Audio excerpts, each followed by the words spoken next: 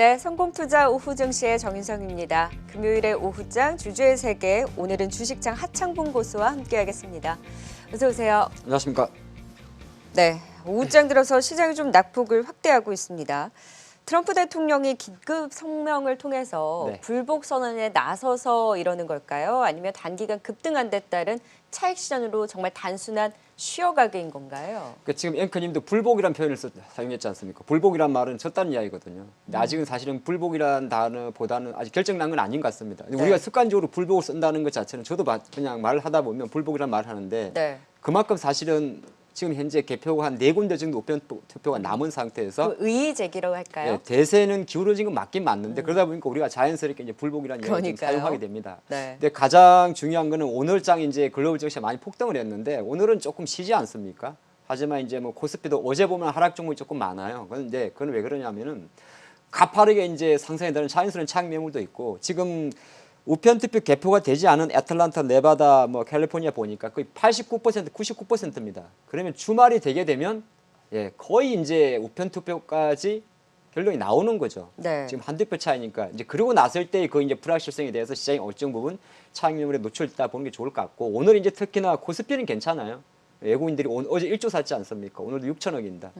코스닥은 이제 외국인들 좀 많이 파는데 이건 이제 코스피, 코스닥의 문제라기보다는 네. 뭐 우리가 이제 사실 이번 일주일 동안 좋게만 해석했잖아요. 좋게만 해석하는데 따른 약간 어떻게 보면 자연스러운 차익 매물이다. 지금 그리 보는 게 좋고 주말에 대한 경계감이다. 그렇게 보겠습니다. 자, 그렇다면 우리가 내내 이제 미 대선 얘기만 했으니까 네. 오늘은 대선 말고 실적 발표 기업들을 체크를 해보도록 하겠습니다. 자, 열일했다 카카오. 카카오는 어제 사실 실적을 발표했는데 네. 오늘 반응을 하고 있습니다.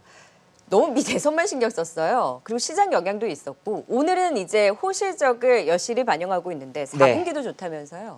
지금 종목 기업들 움직이는 거 보면 실적이 나쁘게 움직이면 이제 좀 하락을 해버리고 오늘 뭐 카페24 같은 기업이죠. 네. 근데 실적이 좋게 나오면 그냥 조금 상승하는데 사실은 오늘 좀 실적 발표는 어제 아침에 했는데 주가가 오늘 조금 더 움직인 거는 뭐 주가 어제도 상승을 했습니다만 전체적인 시장 분위기 그게 하루 늦게 좀 반영된 것도 있습니다. 그 전날 또 급등한 데 따른 쉬어감이 어제 있었던 것 네, 같아요. 그런 상태 또 미국에서도 계속 빅테크라든지 언택트 관련주들이 이렇게 상승을 하다 보니까 좀 동조화됐고요. 어제 실적 한번 지나갔지만은 영업이익이 1,000억을 넘었죠. 그러니까 2분기 실적에서도 마찬가지였거든요. 가장 많이 재미를 본 게 바로 선물하기, 카카오 커머셜 부분입니다. 네. 스몰아이 쪽에서 상당히 선발하는 거고 지금 분위기를 보면 이제 분기 1,000억은 찍고 가는 거고요. 내년에 또 가장 좀 핫하다는 게 카카오뱅크가 있으니까 상장. 카카오 같은 경우는 어느 정도가 아니라 뭐 돌렸다 보는 게 좋습니다. 그래서 저는 이제 갖고 계신 분들은 당연히 매수를 하셔도 되고 또 만약에 보유를 하셔도 되고 조금 이제 그동안 한 2달 동안 쉬었기 때문에 네. 좀 매수를 조금 나 약간 너무 큰 조금씩 왔다 갔다 하는 거 정신 사나우니까 좀 길게 가져갈래 하시는 네. 분은 저는 매수해도 된다 그리 말씀드리겠습니다. 지난주 마감 때부터 이제 네이버와 카카오는 롱 매수 네. 의견을 말씀해 주셨고 확실히 그때부터 바닥을 잡고 이번 주에 좀 반등의 힘을 보여주는 네이버와 카카오인데요. 호실적을 발표하고 지금 내년까지도 카카오뱅크의 상장에 대한 기대가 있는 카카오가 좋은가요? 지금 시점에서는 네이버가 더 좋은가요? 아빠가 좋아 엄마 좋아는 항상 어려운 질문인데 아시겠지만 둘 다 부모입니다. 네. 한쪽은 안 되는데 진짜 근데 이거는 이제 좀 그런 이야기인데 이 네이버는 조금 우리나라 세상 돌아가는 걸 보면 약간 뭔가 정부에서도 가끔 태클을 거는 것 같고 카카오는 팍팍 밀어주는 느낌이 듭니다. 그게 그냥 제가 드리고 싶은 말씀이에요. 네. 이상입니다. 자, 거기까지 그 얘기는 네. 하고요. 자, 그러면 우리 트럼프 대통령이 우위일 때 사실 네이버 카카오가 치고 올라왔어요. 네.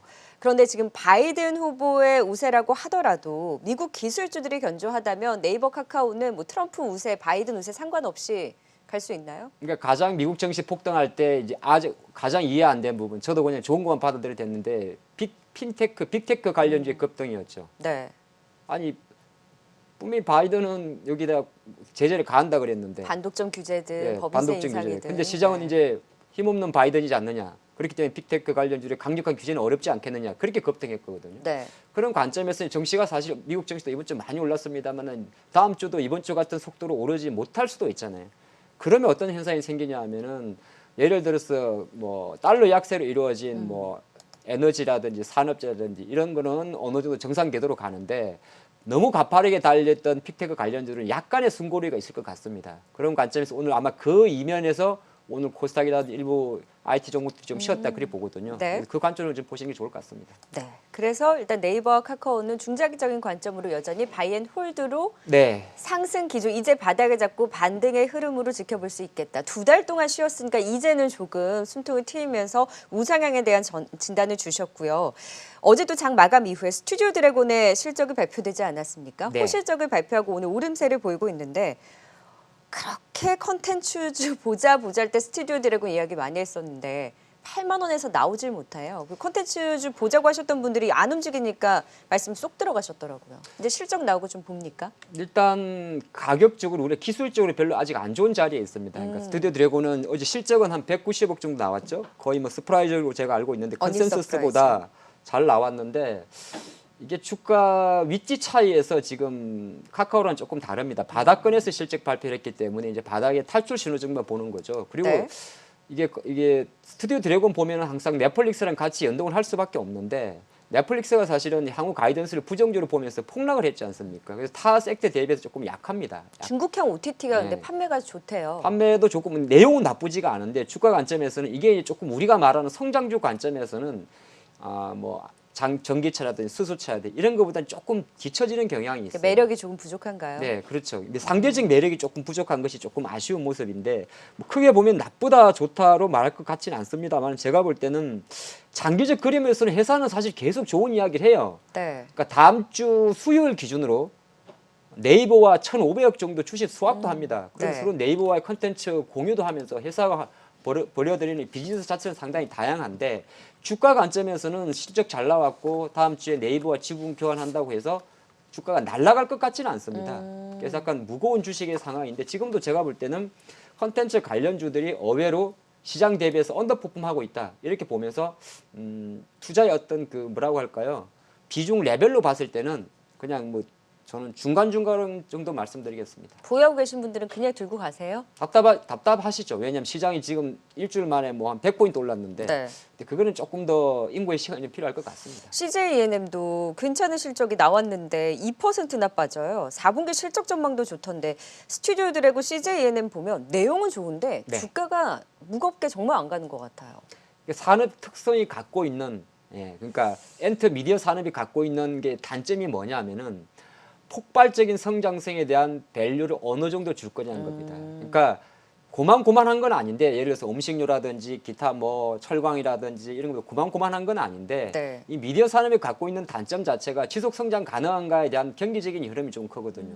그러한 부분이 제가 보니까 어떻게 보면 저평가의 논리도 좀 적용되는데 뭐 수급이 현재 들어오지 않으니 굳이 실적이 좀 안 좋음에도 불구하고 주가 안 가는 데 있어서 그거를 현상에 보이는 대로 좀 받아들이는 게 어떨까 그렇게 네. 해보겠습니다. 오늘 롯데케미칼과 금호석유의 실적 발표도 앞두고 있는데 네. 화학주들은 그렇게 실적 좋다고 했었잖아요. 네. 근데 요즘에 실적 좋다고 해서 이미 반영을 하면 실적 발표하고 나서 차익 실현이 나오던데 이 두 종목은 실적 발표를 하게 된 이후의 주가 전망 어떻게 보세요? 화학은 이제 바이든 효과를 보는 겁니다. 바이든 효과에서 볼 수 있는 게 크게 보면 이제 저효과가 계속 유지될 가능성이 좀 높은 부분.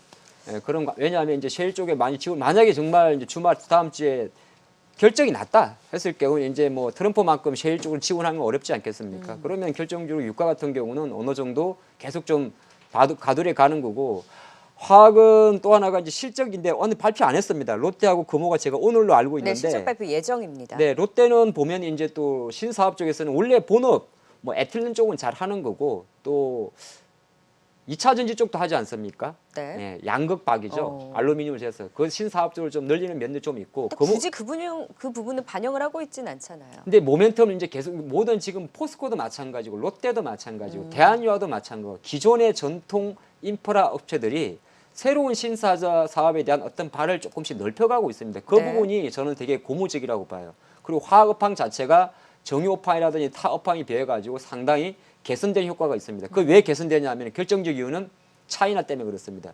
중국의 경기 회복 속도가 워낙 빠르기 때문에 화학업종은 중국 쪽 매출 비중이 상대적으로 접대도 높은데 이러한 부분이 뭐 롯데케미칼 포함해서 화학업종의 매력도를 키운다. 그리 보겠습니다. 그래서 실적 발표한 이후에도 더 간다는 거죠? 이런 종목은 실적 발표했다고 막 10% 뛰고 10% 빠지지 않습니다. 보유하셔도 되고 대형주지만은 내가 좀 길게 보고 내년에 경기 좋게 보시는 분들은 화학업종은 거의 자동차에 맞먹을 정도로 가티 내년 중장기 투자 섹터로 보시는 데는 이견이 없다 봅니다. 전통적으로는 롯데케미칼 탄력성을 봤을 때는 금호석인가요? 업황이 하는 게 조금 달라요. 롯데케미칼은 폴리프로필렌 같은 거고 네. 금호 같은 경우는 이게 스판덱스 쪽이지 않습니까? 고무. 합성 고무 쪽이라서 비슷하지만 약간은 다릅니다. 아, 네. 그래서 뷰는 말씀해 주지 않으셨어요. 네. 자, 오늘의 또 강한 섹터 네. 체크해 보겠습니다. 가상화폐와 전기차인데 먼저 가상화폐는 우리가 틈새 이제 섹터로 보자, 테마로 보자라고 했는데 시장이 맞을 때도 오를 때도 계속 강한 것 같아요.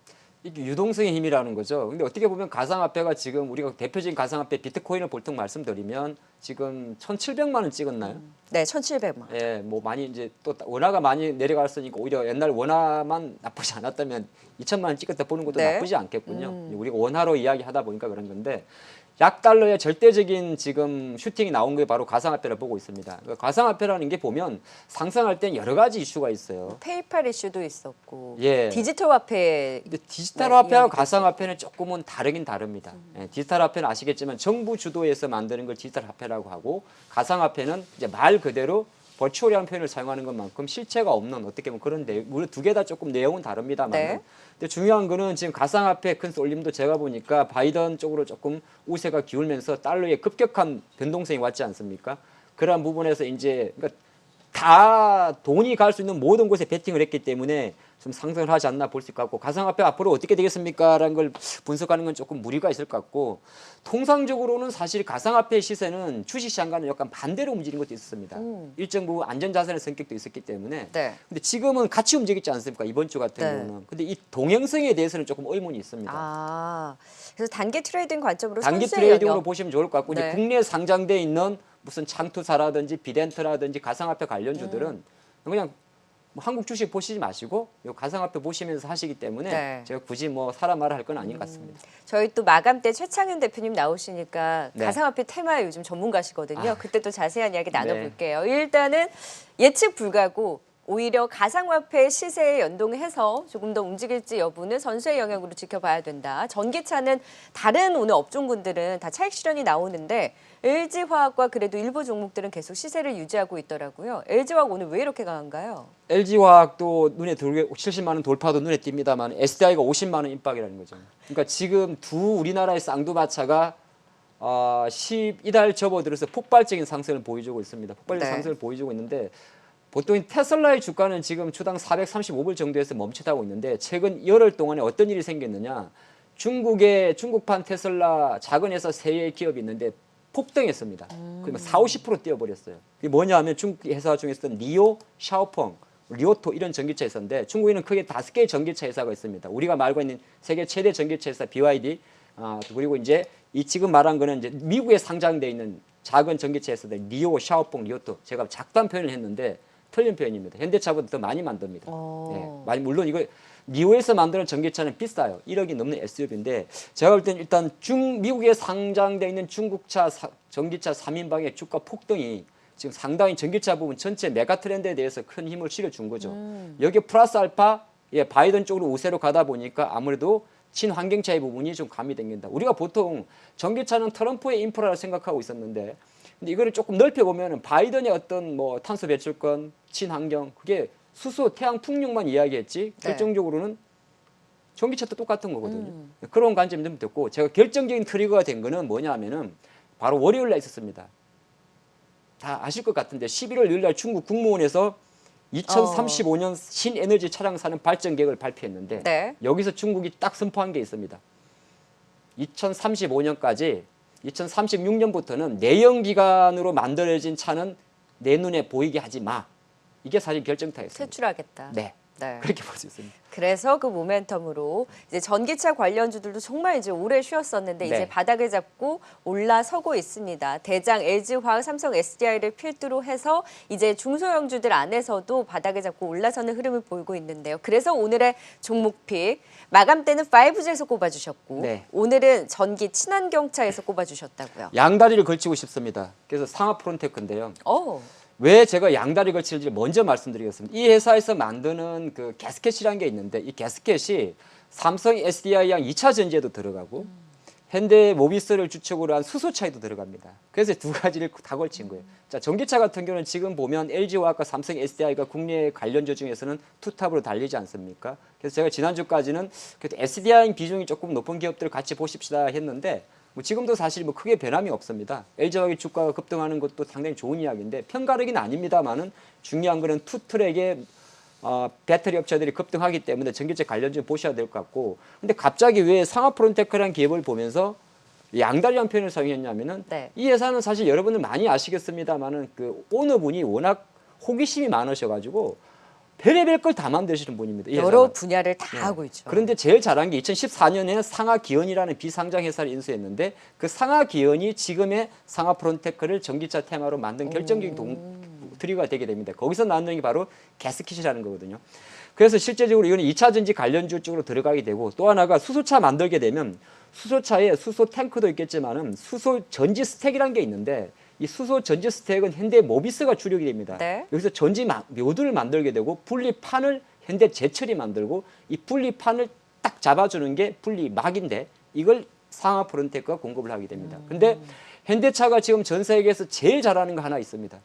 수소차입니다. 그렇죠. 수소차 판매 대수의 증가속에서는 현대차가 거의 탑입니다. 그런 관점에서 봤기 때문에 전기차 가는데 한번 발 좀 붙여보고, 네. 그리고 오늘 문재인 대통령이 말씀하신 70조 73조. 73조 그린 생각해서 네. 수소차도 생각한다면 지금 상하프론테크는 뭐 두 개 중에 하나는 가겠지. 네. 그런 것도 괜찮을 것 같습니다. 그러네요. 전기차에도 함께 몸담고 수소차로 현대차에도 몸담고 문재인 대통령의 그린 뉴딜 이 성장에도 몸담고 또 바이든 수혜도 몸담고. 너무 갖다 붙였나요? 네. 자, 그래서 상하프론테크 목표가는 55,000원, 손절가는 35,000원으로 잡아주신 만큼 가격 전략도 참고해 보시면 좋을 것 같습니다.